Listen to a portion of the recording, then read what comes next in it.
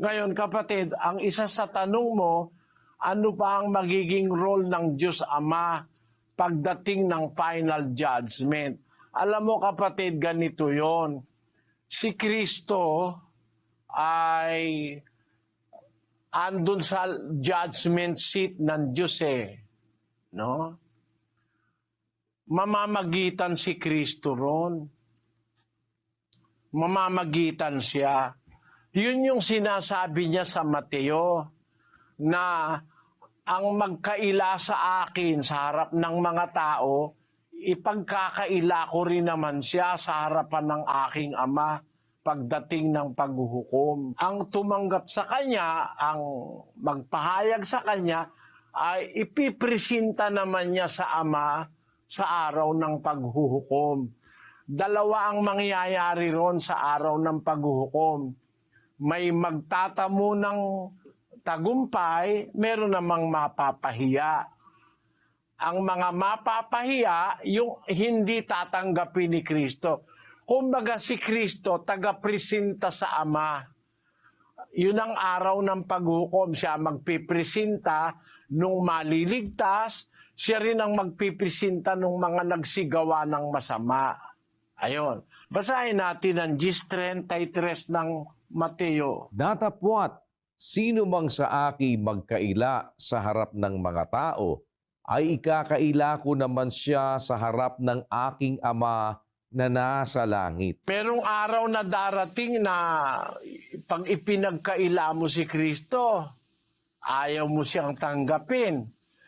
Sa harap ng Ama, ikaw naman ang ikakaila niya. Pakinggan nyo sa 7:22 ng Mateo. Marami ang magsasabi sa akin sa araw na yaon, Panginoon, Panginoon, di baga nagsipanghula kami sa iyong pangalan? At sa pangalan mo'y nagpalayas kami ng mga demonyo?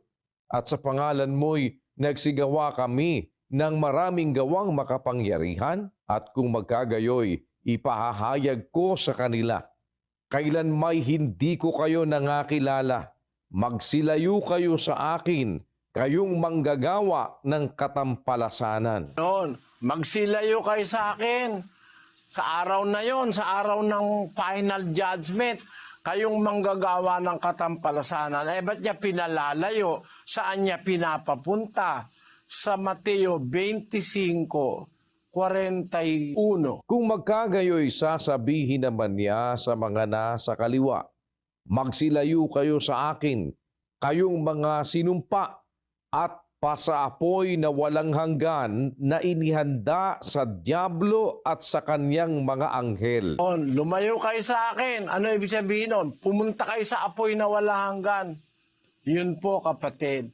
Kaya sa final judgment, magkasama ang Ama saka si Kristo.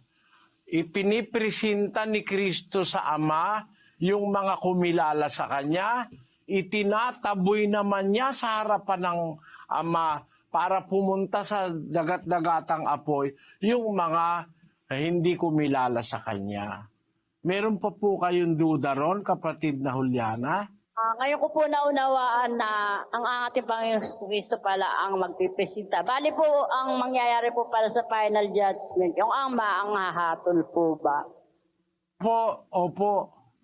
Alam nyo, ang Diyos po kasi, ang Ama may final say Meron siyang final say o yung kumbaga siya ang Korte Suprema 15:24 ng unang Korinto. Pakinggan mo, kapatid. Kung magkagayoy darating ang wakas, pagka ibibigay na niya ang kaharian sa Diyos, sa makatwid bagay sa Ama.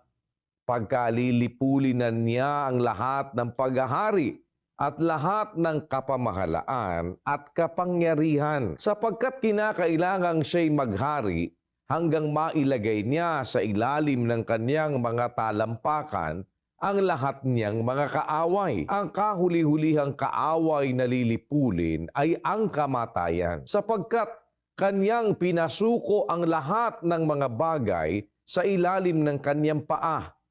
Datapwat kung sinasabi ang lahat ng mga bagay ay pinasuko, ay maliwanag na itinangi iyaong nagpasuko ng lahat ng mga bagay sa Kanya. At kung ang lahat ng mga bagay ay mapasuko na sa Kanya, kung magkagayoy ang anak rin ay pasusukuin naman sa nagpasuko ng lahat ng mga bagay sa Kanya, upang ang Diyos ay maging lahat sa lahat.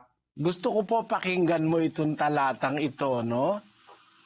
Kung ang lahat ng mga bagay ay mapasuko na sa Kanya, kung magkagayon, ang anak rin ay pasusukuin naman sa nagpasuko ng lahat ng bagay sa Kanya upang ang Diyos ay maging lahat sa lahat.